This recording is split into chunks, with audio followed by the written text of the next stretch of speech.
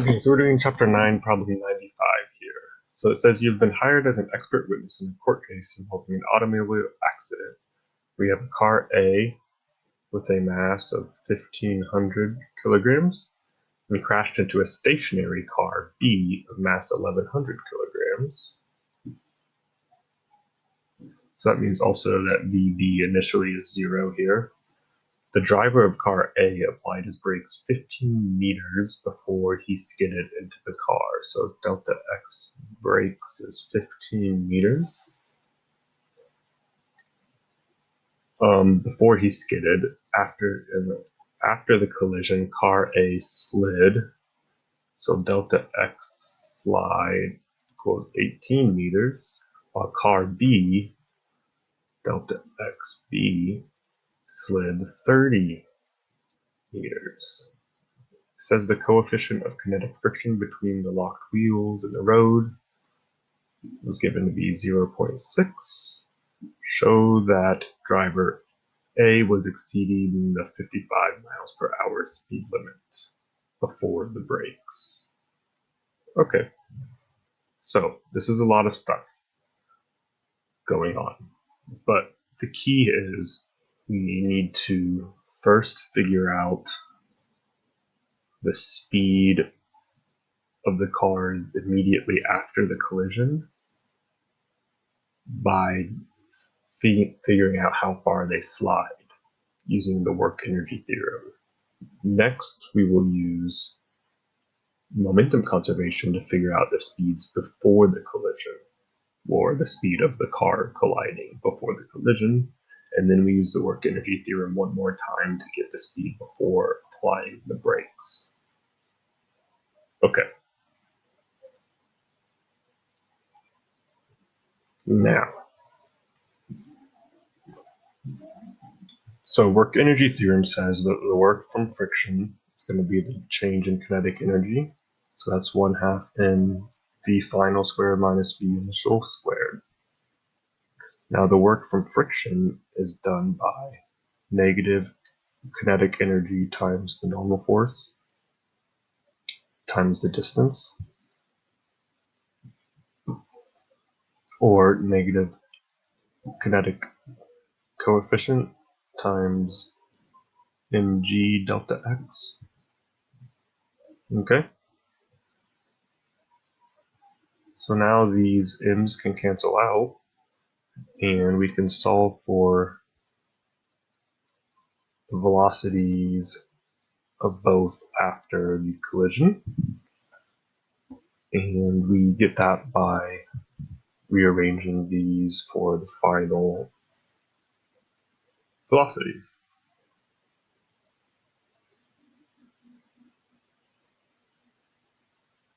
Sorry, this is the final velocities are 0 in both of these cases. The initial velocities are what we're solving for, because this is initial, meaning right after the crash, or right collision. Okay, so when we rearrange that, setting the f to 0 in these cases, this becomes the square root of 2 mu g delta x, how much they slide. Okay, 2 mu g delta x. So for A, this becomes square root of 2 times 0.6 times 9.8, and it slid 18 meters. And that comes out to being 14.55 meters per second.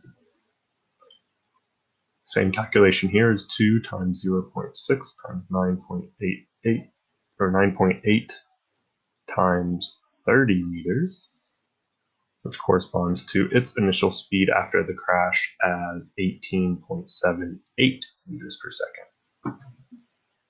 Okay, so now since we know that momentum is conserved during the collision, the initial momentum was MAVA, and then the final was MAVA prime plus MBVB prime.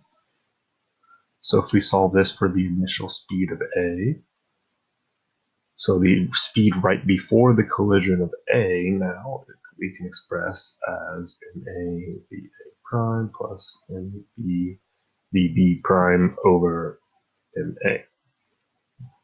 So now we can get the speed right before the collision of car A. So let's plug this in. 1500 times 14.55 plus 1100 times 18.78. Divide this by 1500, plug it in our calculator, and we get 28.32 meters per second.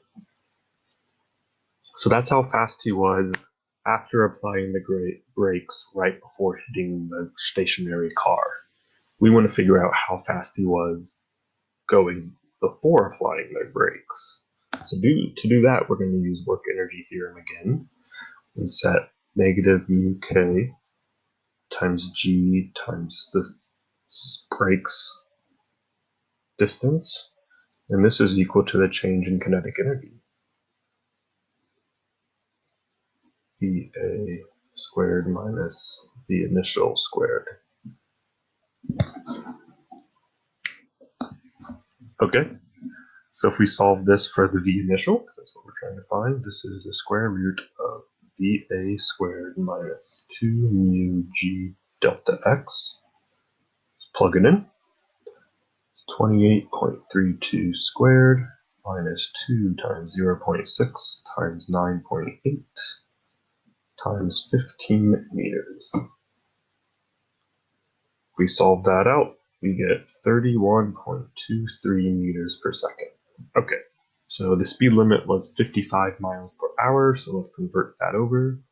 31.23 meters per second is 1 over 0.44. Is the conversion factor, and that's roughly 70 miles per hour. So this person was definitely speeding. Cool.